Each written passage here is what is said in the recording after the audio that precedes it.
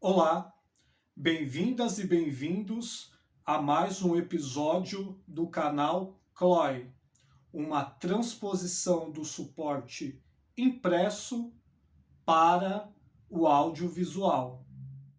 A nossa convidada de hoje é a poeta Lucy Buffy.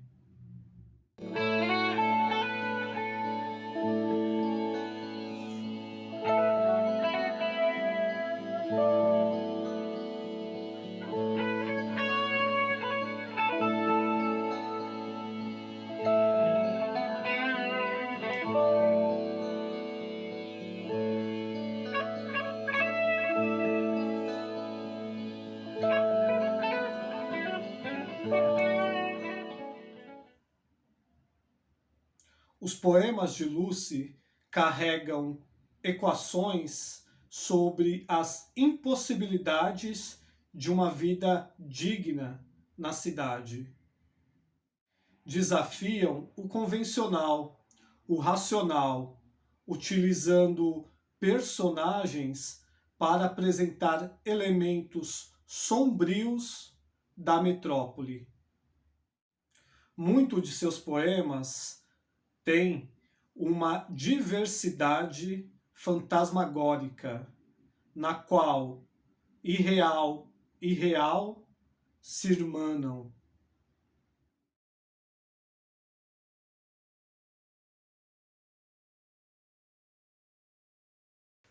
A cidade, muito antes do entardecer, acolhe seus adormecidos.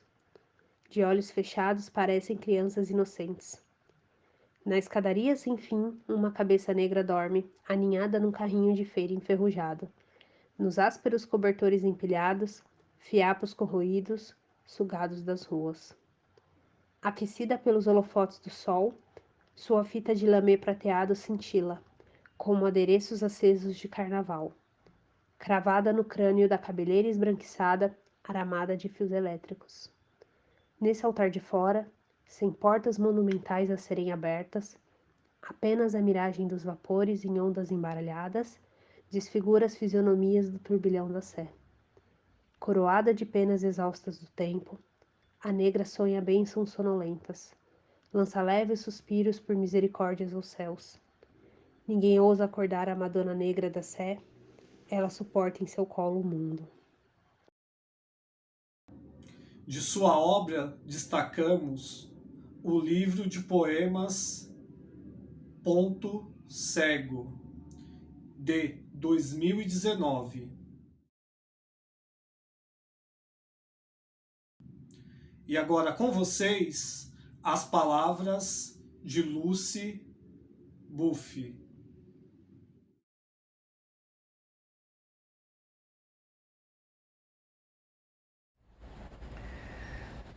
Falar sobre identidade me lembra um poema do Mário de Andrade, muito sugestivo.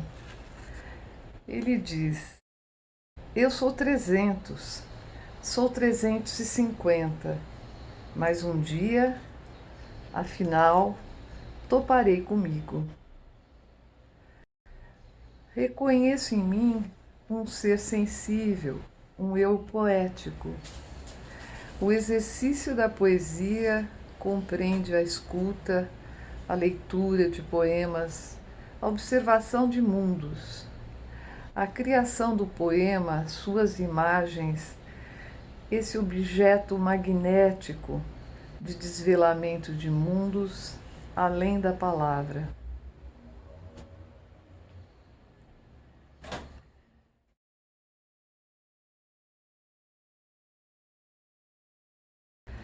Eu não vou falar sobre uma cidade ideal, aquela que não é muito terrena, como daquelas utopias filosóficas literárias que se esmeraram tanto em imaginar outros caminhos para o bem comum e a felicidade do homem, como a República de Platão, a Utopia de Thomas More, a Cidade do Sol de Tommaso Campanella. Nasci e vivi sempre na cidade de São Paulo, para onde vieram meus avós da Itália, da Suíça, para trabalhar. Tenho muito amor pela cidade de São Paulo, essa megalópole densa e por vezes tão perversa e impiedosa. Sinto-me sua filha.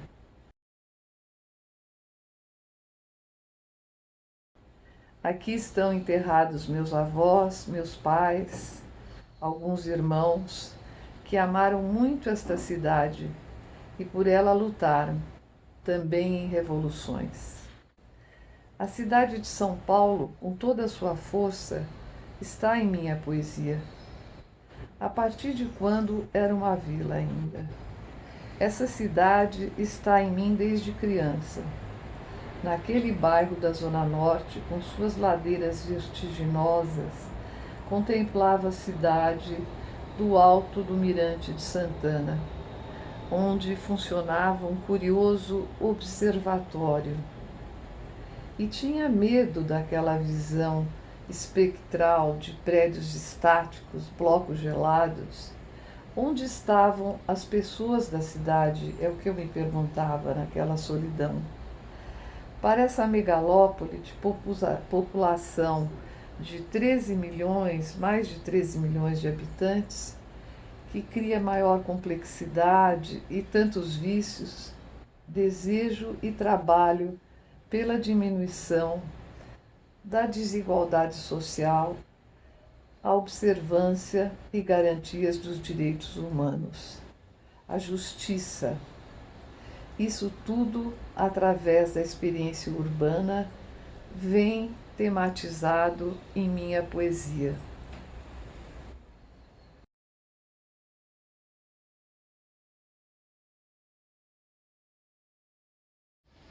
Meus poemas têm relação com o desespero, na medida em que falam da cidade, da megalópole, das dificuldades de seus habitantes, das situações limite que vivem em seu cotidiano, muito distante de uma vida digna, em meio à pobreza, à violência extrema, o desamor, o abandono, o sofrimento de seus habitantes.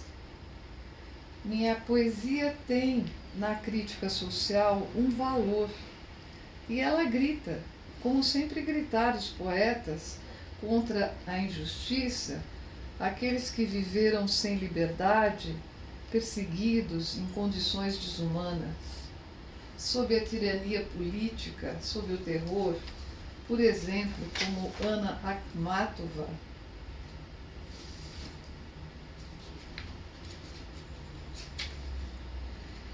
Minha poesia, no entanto, não é desesperançada.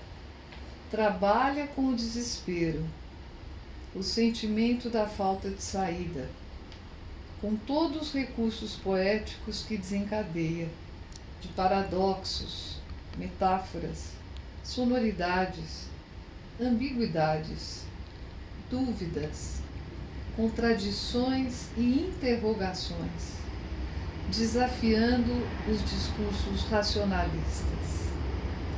Desespero, angústia, são grandes propulsores da escrita. E o poema pode curar.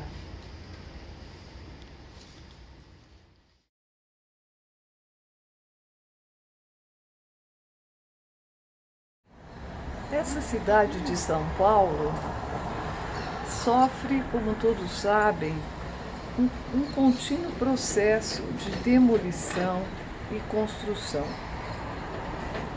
Isso dificulta demais o trabalho da memória num mundo tão instável que vivemos e que, em regra, não produz ruínas, mas simplesmente escombros e que não geram memória esses escombros. Essa mutação constante da cidade, da metrópole, fruto da especulação imobiliária, golpeia muito duro a identidade afetiva dos seus habitantes, seu espaço afetivo, a memória da cidade, reduzindo tudo a escombros, a instabilidade, a falta de história. Para terminar,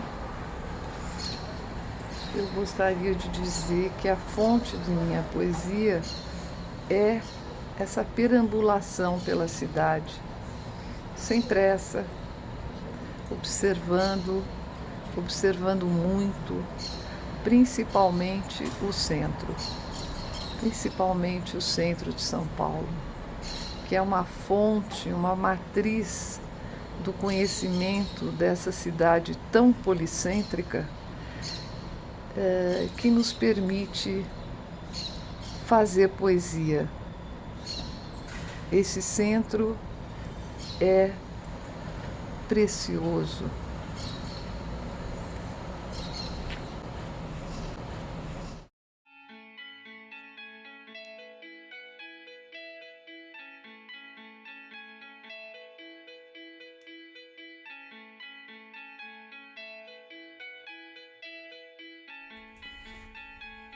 A casa secreta. Aquela casa estava pronta. Era preciso habitá-la. Parece ter sido construída em segredo, durante anos ou não, sem que eu mesma soubesse. Quando ela apareceu pronta, no último sonho, ficava numa outra rua que eu nunca tinha visto. Tinha uma planta que talvez tivesse feito, sem querer, mas não me lembro como. Havia preparado esta casa sem saber que existia, sem me dar conta dela. Parece que foi sendo construída em outros tantos sonhos, pouco a pouco, num tempo que não depende de mim. Lembro apenas vagamente. É térrea, ampla, ensolarada, tem grandes aposentos, diversas entradas e saídas, tudo projetado secretamente, sem planejar, sem saber. Que surpresa esta ter uma outra casa? Ela me espera? Essas casas dos sonhos agora me perseguem, elas moram em mim, como num poço profundo. Quantas são essas casas? O que elas querem de mim? Parece mesmo que nos salvamos dormindo, preparando casas para um dia mudar. Nós, náufragos, que sonhamos com a terra, mordidos de peixes, quase mortos, exangües, flutuando, sonhamos sempre com outras casas.